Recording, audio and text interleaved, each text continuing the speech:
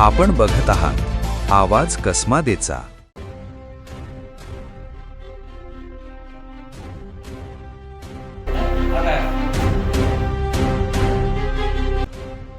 मालेगाव तालुका येथील वडनेर खाकुर्डी पोलीस ठाणे हद्दीत घडलेल्या एका धक्कादायक प्रकाराने परिसरात मोठी खळबळ उडाली आहे।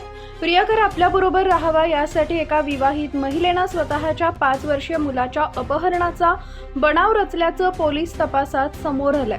मिळालेल्या माहितीनुसार पंचशील नगर परिसरात राहणारी मनीषा मयूर मोंडल वय वर्ष 35 ही महिला रिक्षा चालवून उदरनिर्वाह करते। विवाह झालेला असतानाही तिचं मोहन साईनाथ मोरे राहणार अजंग याच्याशी प्रेम संबंध होते। मात्र संबंधित प्रियकर तिच्या सोबत राहत नसल्यानं तो कायमस्वरूपी आपल्याबरोबर राहावा यासाठी तिनं एक धक्कादायक कट रचला। महिलेनं आपल्या 5.5 वर्षीय मुलगा जितेश याला नातेवाईकांकडे लपवून ठेवले आणि मोहन मोरे यानं मुलाला पळवून नेल्याची तक्रार पोलिसांकडे दिली। तक्रारीनंतर पोलिसांनी तातडीनं हालचाली सुरू करत संशयित मोहन मोरे याला ताब्यात घेत चौकशी केली, मात्र त्यानं मुलाला पळवून नेल्याचा आरोप फेटाळला। दरम्यान पोलिसांनी महिलेकडे वारंवार चौकशी केली असता तिच्या जबाबात विसंगती आढळून आली, त्यामुळे पोलिसांचा संशय अधिक बळावला। यानंतर सहाय्यक पोलीस निरीक्षक पुरुषोत्तम शिरसाट यांनी तपासाची सूत्र हाती घेतली। परिसरातील सीसीटीव्ही फुटेज तपासण्यात आले असता संबंधित महिला चिखल ओहळ येथील तिचा मित्र विष्णू श्रीराम सोनवणे याच्या ताब्यात मुलगा देत असल्याचं स्पष्ट दिसून आले। या महत्त्वाच्या पुराव्यानंतर पोलीस उपनिरीक्षक अंकुश नवले व त्यांच्या पथकाने तात्काळ कारवाई करत मुलाला सुरक्षित ताब्यात घेतले। यानंतर जितेश याला त्याच्या आई-वडिलांच्या स्वाधीन करण्यात आले। खोटी तक्रार देऊन पोलिसांची दिशाभूल केल्याप्रकरणी मनीषा मोंडल हिच्या विरोधात गुन्हा दाखल करण्यात आला आहे। या घटनेमुळे मालेगाव तालुक्यात मोठी खळबळ उडाली असून पोलिसांच्या सतर्क तपासामुळे सत्य बाहेर आल्यानं त्यांच्या कार्याचं कौतुक केलं जात आहे। वडनेर खाकुर्डी पोलीस स्टेशनला गुन्हा रजिस्टर नंबर 169/2026 BNSचे कलम 134(2) प्रमाणे गुन्हा दाखल झाला।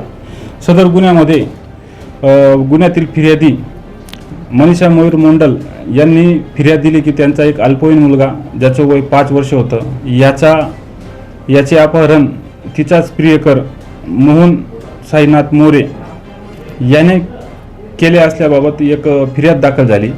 आम्ही वेगवेगळ्या टीम तयार केल्या व महिलेच्या सांगण्यावरून हकीकतीवरून आम्ही गुन्ह्याच्या तपासास सुरुवात केली।